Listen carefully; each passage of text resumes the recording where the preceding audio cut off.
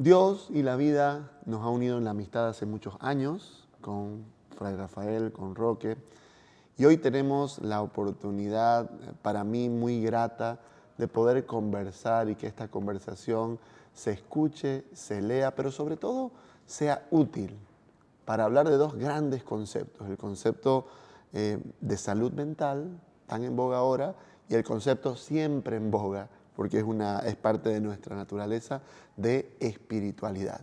Espiritualidad y salud mental serán las cosas que iremos abordando en distintas temáticas a lo largo de esta conversación. ¿Qué tal, Fray? ¿Qué tal, Roque? ¿Cómo están? Yo estoy muy feliz de estar el día de hoy con ustedes. Creo que lo que podamos ir construyendo como hilo de la conversación a lo largo de estas páginas, espero de todo corazón que sea de mucho alivio, de mucha reparación, de mucho bienestar para el conjunto de personas, porque si hay algo que nosotros compartimos en común, además de la amistad, es que atendemos muchas personas. Es verdad. ¿No? Y gran parte de lo que vayamos a conversar hoy y las siguientes páginas estará ligado a nuestra experiencia atendiendo personas, que no es poca experiencia, y que, dicho sea de paso, además ese cruce de miradas entre la teología, la terapia familiar, la psicoterapia, nos va a ayudar a que podamos relacionar estos dos conceptos para que las personas, en lugar de creer que son opuestas, como muchas veces se pensaba y se predicaba, sino que sean perfectamente reconciliables y conciliables porque apuntan a lo mismo, al bienestar del ser humano. Salud mental, pero también sana espiritualidad. Ya nosotros estamos en un momento de salud mental. ¿Por qué? Porque esto es un proyecto. Estamos iniciando un primer proyecto, los tres, y la vida sin proyectos ya se enferma. Así que en este primer proyecto nosotros somos los primeros en experimentar lo que vamos a ir desarrollando en este libro y en estos videos, esta salud mental con una sana espiritualidad, donde vamos a encontrar situaciones límite o situaciones que se hacen común en el día a día de las personas, y esto provoca que mucha gente cargue con cosas que no sabe lidiar. Y es por eso que se une tanto lo psicológico como lo espiritual. Dios y el hombre, la encarnación, la solución de todo fue la encarnación. Dios y el hombre, lo espiritual y lo material que se unen, que se hacen uno, verdadero Dios, verdadero hombre, y esta salud que trae a la humanidad por medio de su entrega. Un primer apartado será la búsqueda de alivio en Dios. La búsqueda de alivio en Dios. Y en ese sentido hay un texto bíblico que nos ilumina para que podamos entender ese alivio, ¿no? Y el texto es Mateo 11:28. Escuche lo que dice. Vengan a mí todos los que están fatigados y sobrecargados, y yo les daré el descanso. Este texto bíblico, hay muchos elementos que vamos a ir desgranando a lo largo de esta conversación, y yo quiero primero poner en consideración dos palabras que a la luz del texto nos llevan a un mismo punto, que es al sufrimiento humano, ¿no? Hay dos tipos de sufrimiento que detalla el texto, ¿no? El sufrimiento por estar sobrecargado y el sufrimiento por estar fatigado o cansado, ¿no? Hablemos primero del sobrecargado, ¿verdad? Una persona que está sobrecargada, y creo que el griego que se usa, ya nos lo explicará Ricky en un momento más, hace referencia a que la carga me la imponen, alguien me pone esta carga. ¿Cuál es el griego? Sí, ¿De qué se griego es trata? pefortis menoi, y el menoi es el pasivo, significa que el cargado, que en la traducción es sobrecargado, ¿verdad? Es el cargado por alguien más. Es una carga que alguien más pone sobre mis hombros, ¿verdad? Esta carga puede ser seguramente por las circunstancias, puede ser por la debilidad humana, porque de pronto me agarró, por ejemplo, una enfermedad y yo no sabía que esto iba a venir, o por terceras personas, ¿no?, que han puesto sobre mí una carga. Y creo que es un elemento interesante porque en lo que decías vos, en acompañar procesos dolorosos, que hemos venido haciéndolo con tantas personas hace muchos años, vemos mucha gente que cuando está buscando ayuda viene así, absolutamente cargada. Viene cargando cosas que en algunos puntos no deberían cargar. Si vamos a hablar de lo contrario a salud mental, tendríamos que decir, qué sé yo, ¿cómo se llama? Lo contrario a salud es enfermedad, pero hay patologías, se utiliza, ¿verdad? Y muchas patologías están patrocinadas por cargarme demasiado con lo que no debería cargar, ¿no? Vos, Fray, en tu experiencia como sacerdote, entiendo que uno de los sacramentos o el sacramento después de la unción de los enfermos, el sacramento del perdón, de la reconciliación, de la confesión, es un sacramento donde la gente acude cuando siente malestar. Pero ¿cuántas veces te has encontrado con gente que en lugar de ir a confesar pecados, te habla del sufrimiento que le genera, por ejemplo, alguna situación de algún familiar? Se le llaman también sacramentos de sanación y va muy bien con lo que estamos hablando. La confesión es un sacramento de sanación porque no solamente la gente viene a descargar el pecado, que es lo que uno espera en cada confesión. En cada confesión uno no escucha a una persona y dice, mire, este es mi pecado, este es mi pecado, este es mi pecado. Gracias, deme la bendición, deme la absolución y me voy. La mayoría viene diciendo, tengo este problema, tengo esta situación. De nuevo, lo que dijo Ricky, personas o situaciones o cosas, algo externo a mí me está cargando. Tengo esta situación con mi hijo, tengo este problema con mi familia, tengo este problema con mi esposo. Alguien que me impone una carga que no me pertenece. Y no saben lidiar con todo esto. Por eso hablamos de salud y espiritualidad para ser hombres y mujeres sanos. El cargado, cuando pienso en cargado se me viene a la mente el caso de hace unos meses que recibí en consulta de una niña de 14, 15 años que le pidió a sus papás poder hacer terapia. Los papás, sin mucha idea de por qué querría hacer esto ella, acceden a la idea y los recibo a ellos como familia. Ella tiene un hermanito de 7 años y dentro de la sesión, en un momento a solas con ella, me dice que en realidad ella viene porque está buscando que alguien más haga algo sobre algo que el hermanito le había contado. El hermanito dice haber sido abusado sexualmente por el hijo del hermano de la mamá, dentro del contexto de la familia de la abuela materna, ¿no?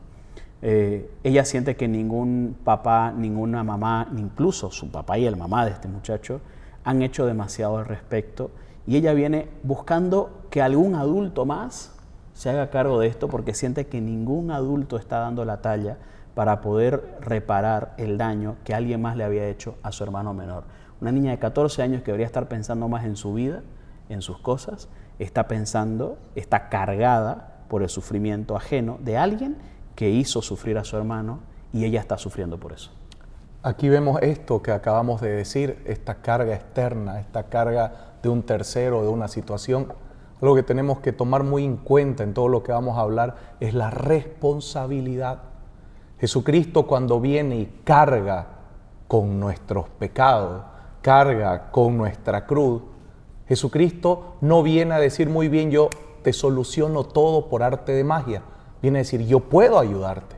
Ven a mí. Tú que estás cansado, cargado, agobiado, ven a mí, yo te voy a dar el alivio. No te dice, te voy a dar la solución.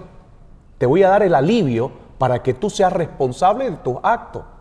Aquí estamos viendo un caso muy claro de una niña, bueno, una adolescente, una joven que está cargada con el sufrimiento de su hermano, porque las personas responsables de la situación, que es el padre y la madre, no hacen nada por solucionarlo. El padre y la madre son los directos responsables de decidir y de ser totalmente los que lleven adelante esto. Y es por eso que esta niña está llevando una carga que no le pertenece. Y no solamente llevando una carga, sino que en ella sufre el abuso que su hermano ha sufrido. En ella se le desgarra el corazón, se le desgarran las emociones, se le desgarran incluso todos sus pensamientos y su imaginación al ver a su hermano sufrir, porque los padres no están tomando esta decisión. Y hay algo que es hermoso cuando uno ve en la parte de la psicología y la psiquiatría, y esta familia Rojas Estapé, y es una familia que se dedica a ayudar a los demás por medio de la psicología y la psiquiatría, y una de las más famosas es Marian Estapé por los libros que ha sacado, y ella dice muy claramente, no debemos tragar nuestras emociones. Esta niña se está tragando las emociones, y las emociones que le pertenecen a su hermano. No debemos tragar las emociones porque luego nuestro cuerpo las va a sacar por cualquier medio. Y es ahí donde vamos somatizando. Esta niña se siente abusada como si fuera su hermano. Esta niña se siente atropellada como si fuera su hermano. Esta niña está sufriendo y cargando cosas que no le pertenecen como si fuera su hermano. ¿Por qué? Porque los padres no están siendo responsables. No están siendo aquellos responsables directos por sus hijos. En terapia familiar, cuando uno está, o en general, en la terapia, ¿no? En la consejería también, que es un poco lo que yo desarrollo con las familias, las parejas, hay una diferencia entre quién es el consultante y quién es el paciente identificado o el que porta el síntoma, ¿no? En las familias con niños pequeños casi siempre es muy claro porque los niños portan los síntomas de las familias que no están pudiendo desarrollar bien sus decisiones, como bien decías vos, Fray. Y un criterio importante para ayudar a una familia es, por ejemplo, lo que pasó con este caso. La chica es la que busca ayuda. Ella es la única entre toda la familia que está dispuesta a dar el paso siguiente, a tomar una decisión, a cambiar de rumbo. Esa es la que más le molesta la situación. Es muy confuso y muy preocupante. ¿Por qué no le molesta tanto al papá y a la mamá? ¿Por qué quizás están pensando más en lo que va a decir la familia, en lo que va a decir los vecinos, que en el auxilio, acompañamiento y la sanación de su hijo en primer lugar, pero también de la hija que sabe de la situación, ¿no? Y la verdad que nos toca, Roque también sabe mucho de esto, nos toca ver muchas veces que quien debería estar más preocupado por cambiar la situación no siempre lo está. Y entonces llama a la hermana para decir, esto está pasando en la familia de mi hermana, y quiere marcar una cita para la hermana. ¿Qué hacemos en ese caso siempre nosotros? Venga usted también, por favor. ¿Por qué? Porque quien se está dando cuenta, quien está ya agotada con esta situación, es la que más motivada está para hacer cambios, ¿verdad? Y creo que por eso es muy importante saber tomar decisiones, ¿verdad? Y en el contexto terapéutico, estar muy atentos quién es el que inmediatamente está necesitando ya dar el paso siguiente, ¿no? Hay otro concepto que hace referencia al sufrimiento humano en este primer punto en el Evangelio, que tiene que ver con la palabra cansados o fatigados. ¿Qué nos dice el griego sobre esto, Ricky? El griego es kopiontes, que se traduce como trabajar afanosamente, trabajar fatigadamente, ¿no? Es la palabra que utilizó en la traducción que leyó el Fray. Pero es interesante porque este término, claro, nos hace referencia a una persona que está quizás trabajando. No hay una frustración más grande, no sé qué piensan ustedes, que esforzarte y nada, ¿no? Muchas personas cuando sufren por la situación por la que están pasando, pero también sufren por la cantidad de intentos que han hecho para intentar resolver. Y no funciona. Entonces, la persona que sufre muchas veces tiene dos sufrimientos. Por un lado, el problema que le aqueja, pero por otro lado, la frustración que le significa haber intentado tantas veces y no haber podido hacer el cambio necesario. Y es ahí donde se une la espiritualidad y la sana espiritualidad, porque el que tiene una sana espiritualidad va a Cristo en el sentido como dice el Salmo 124, y es hermoso, el Salmo 124, 8 dice, nuestro auxilio está en el nombre del Señor que hizo el cielo y la tierra. Mire, las personas buscan, por eso es tan fuerte ahora y están de moda las películas de superhéroes. La gente está buscando este superhéroe que te auxilie, que te traiga el socorro a todo lo que estás sufriendo, a todo lo que te está llevando a situaciones límite en lo psicológico, en lo mental, en lo emocional. La persona que tiene una sana espiritualidad y llega a estas situaciones como esta niña que acabamos de nombrar, busca al héroe, a quien la rescate.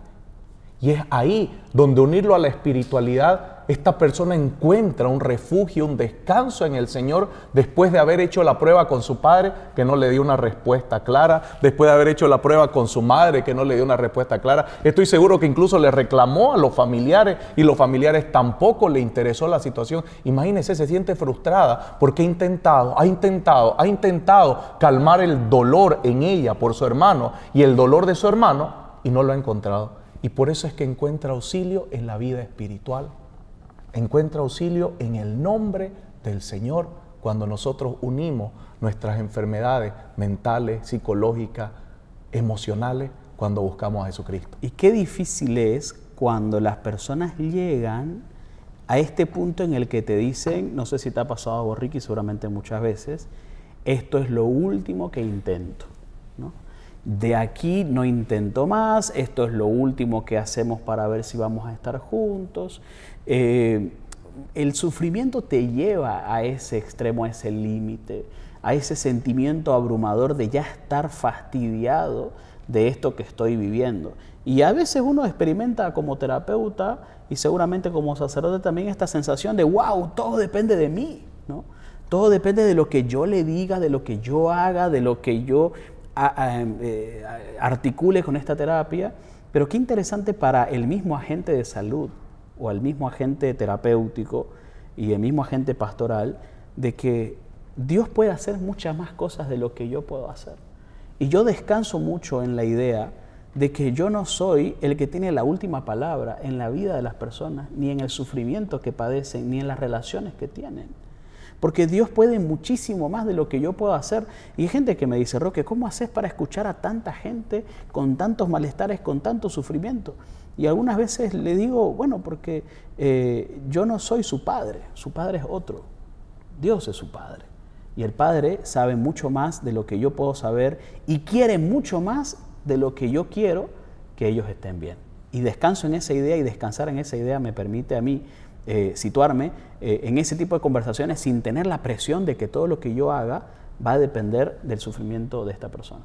Lo que decís me hace acuerdo, hay un estudio, déjame revisarlo, que se llama Factores de Predicción o de Éxito o Fracaso en la Psicoterapia, según Michael Lambert, en un estudio que se hizo longitudinal desde el 86 al 91, y él tiene estos datos que son muy interesantes. Él dice que hay un 15% que el éxito de la terapia depende del efecto placebo.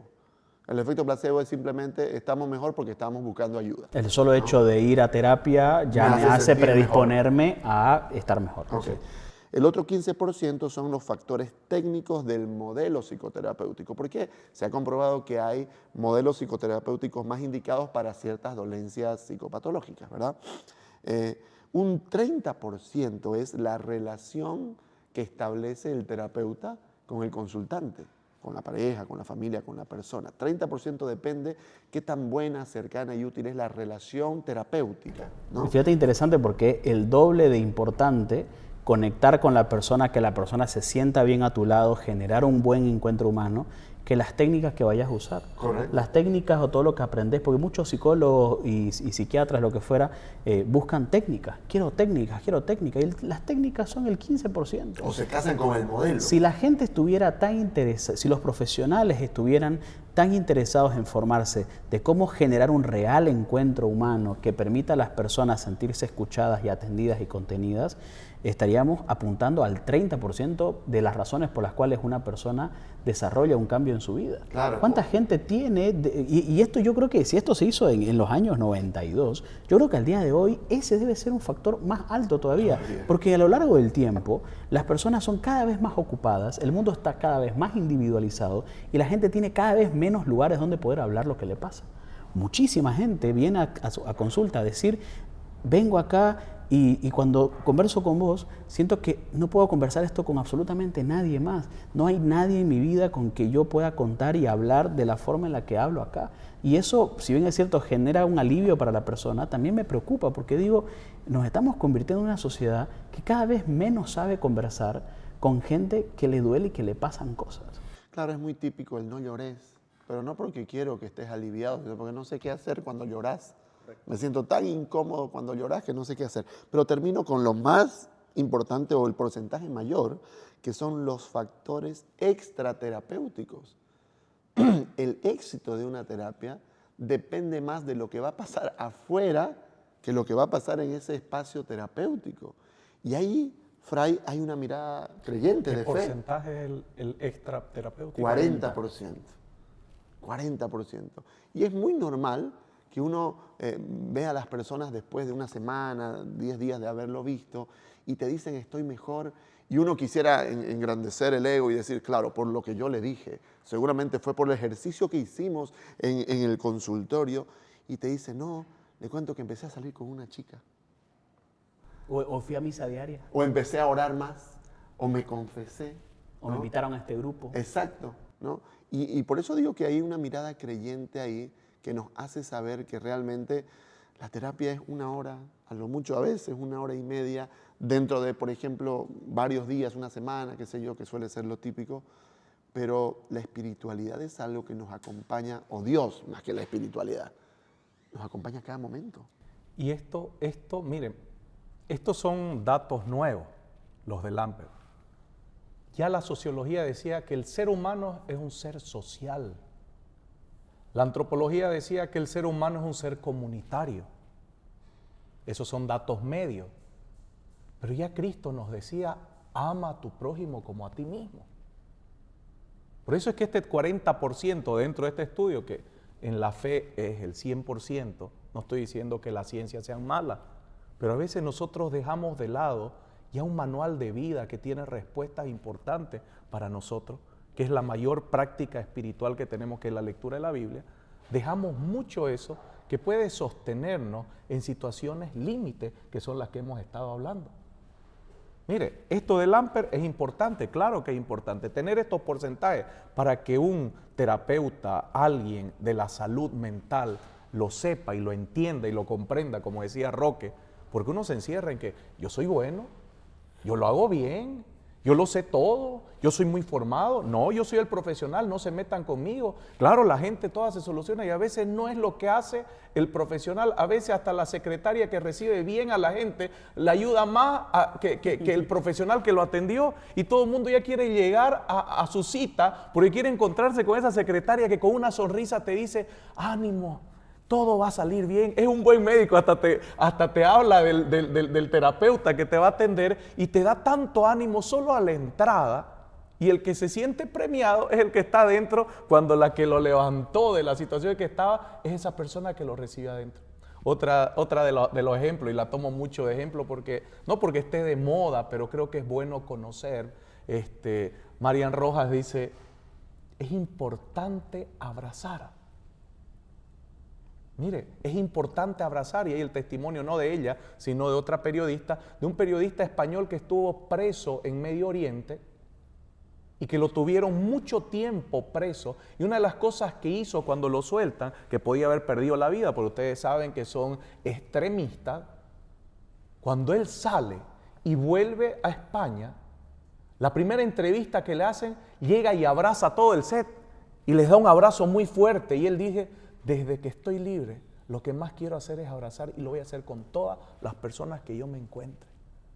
Este 40%, esto externo, esto que viene de afuera, que es muy importante, a veces nosotros lo dejamos de lado. Y esta es la parte que puede sostener cuando ninguna palabra puede sostenerte. A mí me toca celebrar las exequias, celebrar a la persona al difunto, la despedida del difunto, la entrega en oración por el difunto. Y una de las cosas que yo entiendo ahí, que puedo preparar la mejor prédica sobre la vida eterna, puedo preparar la mejor prédica sobre la esperanza cristiana, puedo dar las frases más hermosas, pero a la familia no le va a llegar nada a ese momento, porque lo que más está reinando es el dolor.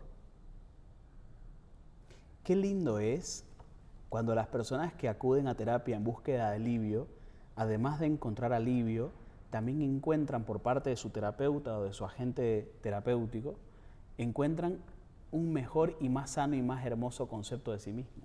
Es decir, el buen terapeuta no se atribuye los cambios a sí mismo o a su terapia. El mejor terapeuta hace que la persona misma se crea, se empodere y tome y se atribuya a sí mismo y si quiere a Dios también, los factores por los cuales logró estar mejor. Porque lo que queremos los agentes de salud, los agentes terapéuticos, es que las personas no dependan de nosotros. Queremos que las personas sientan que aquello que han aprendido ha sido lo que las ha llevado a estar mejor. ¿Para qué? Para no necesitarnos. A mí me encanta tener, parte de mi filosofía profesional es pensar que yo soy un accidente en la vida de las personas, que yo estoy de paso en la vida de las personas. Y algunas veces me toca decirlo, ¿no? A mí me encantaría volver a verte, pero en el centro comercial, en la plaza, no acá. Lo que estamos haciendo acá tiende a dejar de suceder. Yo voy a trabajar lo mejor posible para que esto deje de pasar, para que vos tengas cada vez menos necesidad de estar acá. Yo no quiero, yo voy a trabajar para que vos me despidas lo más rápido posible. Y es hermoso, es humilde de parte de la gente de terapéutico saber que yo no lo puedo todo, no voy a tener respuesta para todo, y la vida de las personas y sus propios recursos pueden muchísimo más de lo que yo como un ser humano limitado puedo saber, porque el especialista realmente en la vida de esta persona es la persona misma. Y darle a esa persona la capacidad de darse cuenta de eso, creo que es de los mejores regalos que uno puede compartir en ese encuentro humano. Una cosa que me parece muy importante, un buen terapeuta que acompaña, por ejemplo, el duelo, ¿no? Hay duelos, los duelos duelen todos. Y luego cuando el duelo no se desarrolla saludablemente, se desarrolla un duelo patológico, se llama, ¿no? Pero, ¿qué quiero decir? Cuando alguien llama pidiendo ayuda porque ha fallecido un ser querido, un buen terapeuta le pregunta ¿cuándo? Si la persona te dice ayer, un terapeuta entiende que si usted viene mañana, 2 días después que falleció, esto que vos decís, lo que podamos hablar no va a generar tanta efectividad. Y normalmente le pide, ok, mire, este es un momento importante para estar con la familia, para estar entre ustedes, para rezar, qué sé yo. Y en unos días encontrémonos para hablar. Bueno, ¿no? Normalmente funciona así. Y porque en la terapia familiar sistémica, se diferencian los problemas trabajables de las dificultades o las desgracias, si querés, ¿no? Y qué interesante eso, ¿no? En terapia solamente se puede acompañar y atender problemas trabajables, cosas que tienen alternativas de solución. Pero me encanta pensar que Dios es el único que puede atender y resolver desgracias, cosas que nadie puede realmente acompañarte a superar. Entonces, la persona tiene que vivir primero esos días de duelo, de despedida, de angustia, de soledad. Y creo que ahí la espiritualidad, la relación con Dios, tiene una palabra mayor que el medicamento psiquiátrico, que la relación terapéutica, que el médico, en fin, ¿no?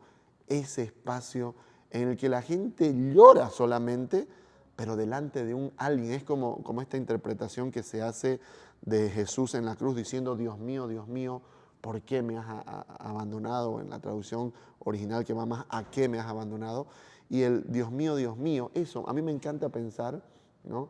De que más allá de que hay una situación, que puede estar rezando el Salmo 22, está bien, pero que hay una situación de desolación en la cruz de Jesús, pero hay un Dios mío al que le estoy diciendo lo que me pasa. Hay un Dios mío, hay un otro que me escucha. Y creo que ahí es como una diferencia, ¿no? En terapia buscamos problemas para solucionar, que se pueden solucionar, ¿no? Recuerdo una persona que vino a decirme, usted atiende seguramente mucho tipo de problemas. Bueno, mi problema es que se me murió mi hijo. ¿Cómo va a hacer usted para devolvérmelo? Evidentemente ahí está claro, ese no es un problema trabajable.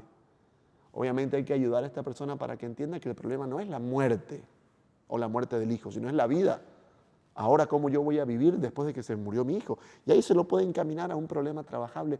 Pero este tema de se me murió mi hijo, ¿qué puede hacer usted? Eso creo que solo le compete a Dios, ¿no? ¿Qué decís vos, Fray?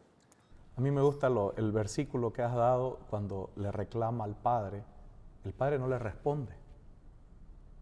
Jesús le habla, sabe que tiene con quién hablar, pero no hay respuesta, porque le da ese tiempo para masticar las cosas, ese tiempo para profundizar las cosas y entenderlas. El silencio de Dios, que también es bueno en nuestra vida, el silencio conmigo mismo, y lo que hablaba Roque, el conocimiento de uno mismo. En la vida espiritual y en la vida de fe cristiana católica es importante este tema de conocerme a mí mismo. El que se conoce a sí mismo sabe cómo va a lidiar con cada situación. Y no es porque tenga controlada la vida, no. Sabe de que hay situaciones duras y que hay un proceso para llevar adelante y que hay que encontrar un camino. El que no se conoce a sí mismo es como la persona que vino, bueno, ¿cómo me va a devolver a mi hijo?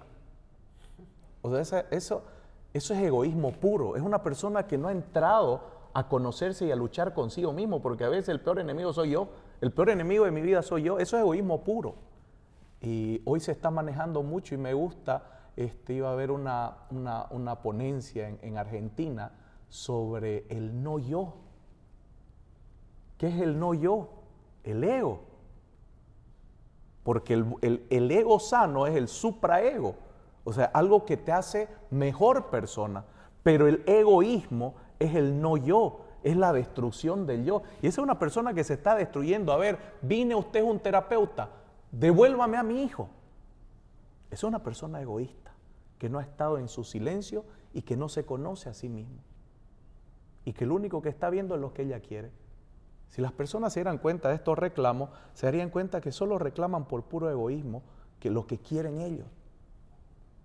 A mí, una de las respuestas más hermosas que me dio una persona que perdió un familiar muy cercano, después de la misa se me acerca y se sienta y me dice, padre, si yo le dijera a mi esposo que vuelva porque lo extrañamos mis hijos y yo, y que lo amamos y que es la persona que más amamos en esta vida y que su hogar siempre lo amó y que vuelva. Hablando con Dios, ¿sabe qué respuesta yo creo que Él me daría? Y claro, yo pensé, se va a desarmar y me va a contar algo trágico y va a decir, sí, quiero volver, pero no puedo. No, me mostró la cara de esta mujer que no es egoísta. Y me dice, padre, ahí yo entendí y descansé. Porque mi esposo me diría, no, aquí donde estoy tan bien, déjenme aquí, estoy tan bien, más bien prepárense ustedes para venir al mismo lugar. Mire, esta mujer descansó con esa respuesta que encontró en oración. Es maravilloso. Yo creo que ningún agente terapéutico me va a dejar mentir, ningún terapeuta me va a dejar mentir que ha acompañado a personas en situaciones de duelo, pero hasta el más ateo de los terapeutas reconoce que la persona que vive en esperanza de una vida eterna, un proceso de duelo, se manifiesta profundamente el alivio en esta persona cuando experimenta esa realidad, cuando la creencia de una vida eterna, de un mejor lugar, de un espacio donde puede esta persona realmente descansar en el regazo de Dios, aporta una tranquilidad, una resignación adecuada y sana para el proceso de las personas. Pero hay un tercer elemento que aparece en este texto, que es el concepto de anapausis, ¿no? Que es el concepto de yo los aliviaré, que de alguna forma representa el fundamento de este libro. Este libro lleva por título Yo los aliviaré. Y el yo los aliviaré, ya Ricky nos iluminará un poco sobre de qué se trata el griego, es como de alguna forma el fundamento de a dónde llega el fatigado o el cansado y a dónde llega el sobrecargado. Sí, anapausis es este verbo griego que tiene una preposición aná, ¿no? que es como entre, hacia, es un poquito complejo, pero el verbo, además del descanso, se tiene que entender como el espacio al que llego.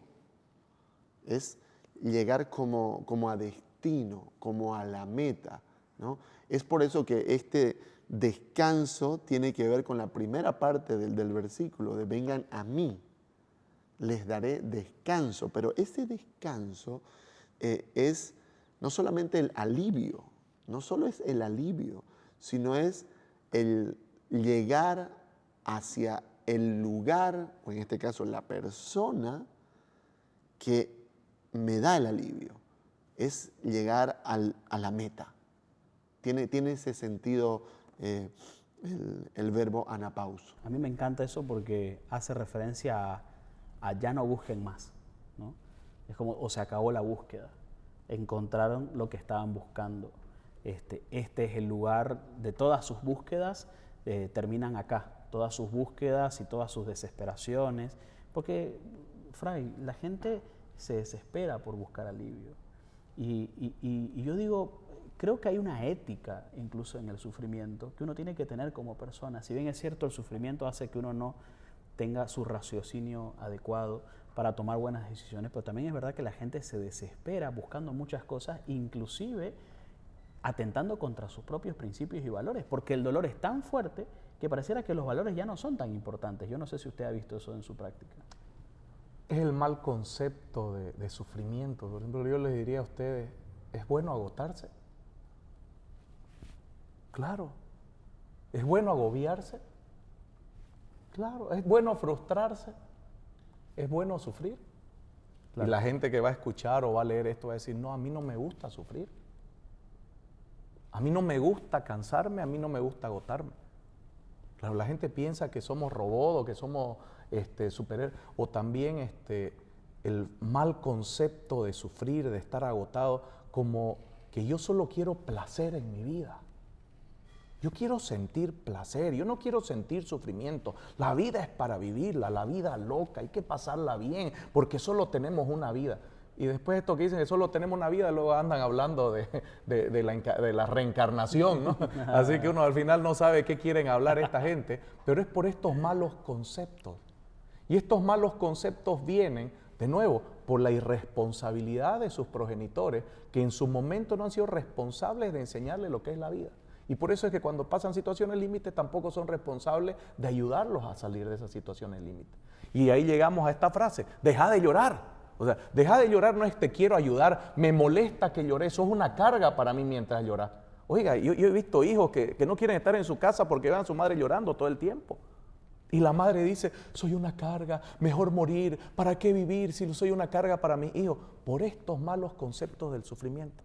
Y mucha gente viene con estos malos conceptos del sufrimiento hasta deformar totalmente la posible ayuda que les pueda dar. Y el mal concepto del sufrimiento trae consigo un mal concepto del alivio. Porque si para mí el mal concepto del sufrimiento es sentir algo que no quiero sentir, el alivio es no quiero sentirlo. ¿Cuánta gente, Ricky, en la terapia también llega con esta expectativa de quiero que esto que me dice mi papá no me afecte? Quiero que esto que me dice mi pareja no me afecte. Es como que buscar la no afectación, ¿no?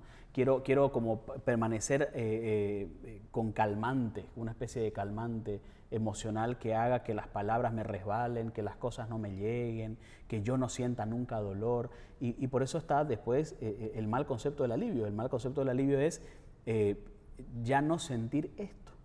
El alivio es más que no sentir dolor. ¿Qué pensás?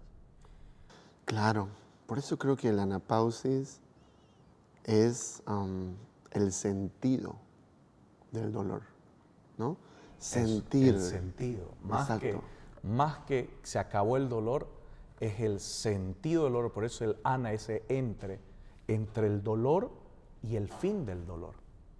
El sentido del dolor. No es el alivio del dolor. No es la solución del dolor, es el alivio. Estamos hablando de la palabra alivio, o incluso yo los haré descansar o yo los aliviaré. O sea, no es el fin del dolor, estás entre el fin del dolor y el dolor, el sentido de por qué eso te está empujando a algo. Por eso mucha gente ora diciéndole a Dios, Señor, quítame este dolor, Señor, sácame esta prueba, Señor, retírame este problema. Y yo me pregunto si esa es o no, Padre, ¿usted qué dirá? Una oración adecuada. Le falta la otra parte, porque es la oración de Jesús en el huerto de los olivos.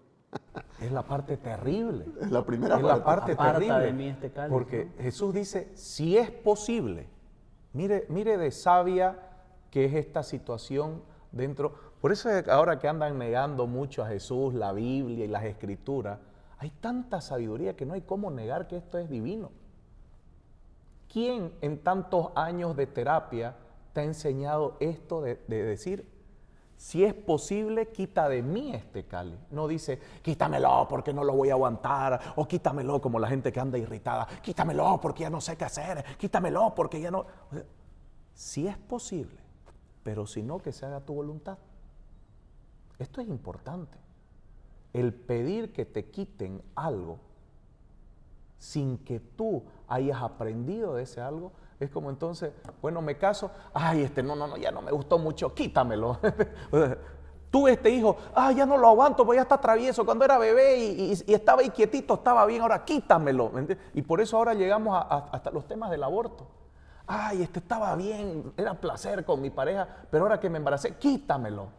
Es un concepto terrible para el ser humano, porque lo hace cada vez más de cristal, en vez de forjar el ser hombre y el ser mujer. Llegar al fin. Yo me imagino lo que siente una persona. Vos, Fray, has viajado mucho más que nosotros por toda la misión que tenés. No sé si has estado cerca de algún desierto alguna vez, ¿no? Yo lo más cercano a un desierto acá hay lomas de arena en Santa Cruz, Bolivia, he podido estar, o en zonas desérticas también, ¿no?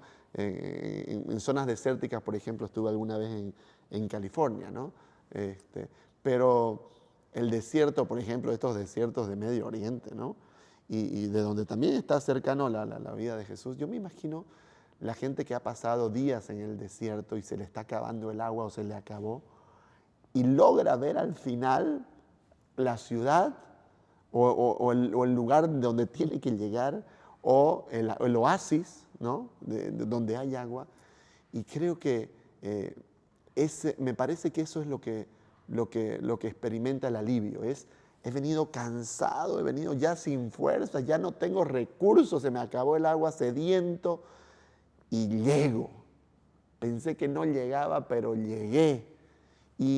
Y claro, hablando de recursos terapéuticos, una de las cosas que un buen terapeuta tendría que preguntarte cuando indaga tu vida y, por ejemplo, te cuenta su historia difícil y de superación, una pregunta esencial es que yo le pregunte a la persona, escúcheme, ¿y cómo hizo? ¿Cómo pudo? ¿Cómo logró? Porque eso que usted me cuenta es demasiado difícil. A ver, cuénteme, ¿por qué eso terapéuticamente es útil? Porque cuando la persona empieza a conectarse, que ya ha estado en desiertos en su vida y ha logrado salir de ellos finalmente, se va a conectar con que en lo que le está pasando ahora, quizás también va a poder salir adelante, ¿no? Entonces, creo que en ese sentido, no perder de vista la esperanza. La esperanza es un concepto que atraviesa las dos cosas, la salud mental y la espiritualidad, la esperanza. Es alivio. Exacto. La esperanza es alivio en sí mismo, es aunque la no llegues palabra todavía. Alivio es el entre. Y en el desierto, por ejemplo, cuando he estado en Tierra Santa, para movernos desde un lugar hasta otro, pasamos por lugares desérticos, totalmente arena. Pero en medio del desierto usted va avanzando kilómetros y kilómetros, aparecen lugares de áreas verdes. Y usted dice, ¿cómo en pleno desierto hay estas palmeras enormes y tanta área verde? En los lugares desérticos es donde más se producen los dátiles. Y uno de los fuertes de exportación que tiene Israel es la exportación de dátiles, porque tiene grandes extensiones de estas palmeras en pleno desierto. Y recuerde que en la antigüedad, el que caminaba en el desierto, ¿cuál era su mayor anhelo? Encontrar un oasis. ¿Y qué era un oasis? Un lugar donde había agua, y al haber agua, por eso había área verde y habían plantas, solo porque en ese lugar había agua.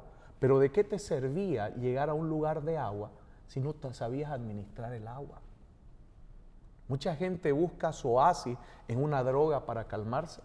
Mucha gente busca su oasis viajando a otro país porque le dicen viaja para que te distraiga, y no se distrae. Mucha gente busca su oasis bebiendo, mucha gente busca su oasis hasta incluso durmiendo, deprimiéndose. Mucha gente busca su oasis, pero no sabe administrar el agua de ese oasis. Y por eso es que las personas rechazan el sufrimiento y no se dan cuenta de la importancia que tiene. No lo alargo más porque es importante esta parte del desierto y podemos hablar muchas cosas. ¿A quién llama el Señor para que libere al pueblo de Dios de Egipto? a Moisés. ¿Por qué llama a Moisés? En un estudio de liderazgo, Moisés sería una persona acomodada que no tiene esta capacidad de situaciones duras en su vida. Porque Moisés, cuando es tomado por la reina, por la princesa, vivió una vida de mucha comodidad. Pudo haber ocupado un puesto y listo. Pero ¿por qué el Señor llama a Moisés? Para hacer cruzar al pueblo por el desierto. Porque Moisés ya conocía el desierto, porque lo había cruzado ya 2 veces. Una cuando escapa y otra cuando regresa. O sea, era el mejor capacitado para guiar a su pueblo por el desierto. Así que en sufrimiento va por el desierto, lo pierde todo, y en sufrimiento ya tenía familia, ya tenía todo establecido, ya puede decir, no, Señor, gracias, ya la estoy pasando bien, tengo esposa, tengo hijos, tengo bienes, que otro vaya y lo salve. En sufrimiento vuelve y pasa por el desierto para salvar a todo su pueblo. Entonces, lejos de querer dejar de sentir dolor, el alivio, el anapauo, el anapausis, hace referencia al sentido del dolor, a dejar de buscar obsesivamente cosas que me hagan sentir bien, porque bienestar o alivio es más que estar bien, también es aprender a estar mal. También es aprender a tolerar el malestar y entenderlo como parte de la realidad de la vida. No tiene que ver con suprimir el dolor o hacer de cuenta que no está pasando o ignorarlo o omitirlo, como vamos a hablar ahora a continuación, sino que es más bien integrarlo a la propia realidad de la vida y entender que es parte de lo que significa estar en este mundo y estar vivo. No quiero terminar esta parte sin hacer énfasis en lo que decíamos, que muchas veces la esperanza, esto que se utiliza en ambos escenarios, ¿no? En ambos escenarios recuerdo a un profesor hablar de un paciente que está a punto de operarse en una operación muy grave y él empezar a hablar, ¿qué vamos a hacer después que usted salga de la operación? Vamos a ver con quién se va a topar, quién va a ser el primero que lo va a ver cuando usted abra los ojos, dónde se imagina que va a estar. Hablando un poco de esto, terapéuticamente, hablando del después, ¿no? Porque él decía, por supuesto, yo necesito buscar la esperanza que le permita a esta persona entrar más tranquila a la operación. Se hablaba como un recurso terapéutico. Y obviamente en la espiritualidad, la esperanza, esta virtud teologal que es maravillosa. Y creo que es un punto clave porque muchas veces es la esperanza, hasta podríamos decir, es el alivio. Muchas veces el alivio es la esperanza. No se ha acabado el problema, no he terminado de sufrir todavía, pero no pierdo la esperanza de que voy a hacerlo, de que va a venir, de que se va a poder. Creo que muchas veces a este alivio lo podríamos llamar así, la esperanza. No llegó, pero va a llegar, ¿no? Y eso creo que puede ser muy útil, ¿no? Y este versículo nos puede ayudar para cerrar esta parte. Mateo 19, 25, 26, mire lo que dice. Los discípulos sintieron lo mismo. Los discípulos también sintieron de que no había forma. Mire lo que les dice. Al oír esto, los discípulos llenos de asombro decían, entonces, ¿quién se podrá salvar? O sea, ¿quién va a poder solucionar? ¿Quién me va a poder ayudar? Y Jesús mirándolo fijamente les dijo, para los hombres eso es imposible, mas para Dios todo es posible. Por eso dice, vengan a mí y Él les dará el alivio, porque para Dios nada es imposible.